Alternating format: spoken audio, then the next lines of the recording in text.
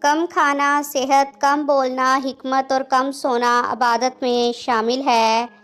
کم گوئی میں حکمت، کم خوری میں صحت اور لوگوں سے کم ملنے جلنے میں عافیت ہے۔ جو پیچھے ہٹا وہ پھر آگے نہیں بڑھ سکے گا۔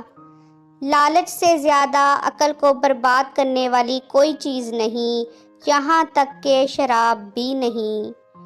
کسی کے لیے یہ عیب نہیں کہ ہاتھ پر ہاتھ دھرے بیٹھا رہے اور دعا کرے کہ اے خدا رزق دے۔ خدا آسمان سے سیم و زر کی بارش نہیں کرتا قبل اس کے کہ بزرگ ہو جاؤ، علم حاصل کرو۔ اسراف اس کا بھی نام ہے کہ جس چیز کو انسان کی طبیعت چاہے کھائے۔ جو شخص اپنا راز پوشیدہ رکھتا ہے گویا اپنی سلامتی کو اپنے قبضے میں رکھتا ہے۔ جو آدمی اپنے آپ کو عالم کہے وہ جاہل ہے، اور جو اپنے آپ کو جنتی کہے وہ جہنمی ہے۔ توبۃ النصوح اس کا بھی نام ہے کہ برے فعل سے اس طرح توبہ کی جائے کہ پھر اس کو نہ کیا جائے۔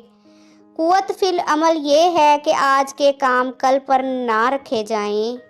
کسی مسلمان کے لیے یہ عیب نہیں کہ تلاش رزق میں بیٹھ جائے اور دعا کرے کہ اے خدا مجھ کو رزق دے، کیونکہ تم کو معلوم ہے کہ آسمان سے چاندی اور سونا نہیں برستا۔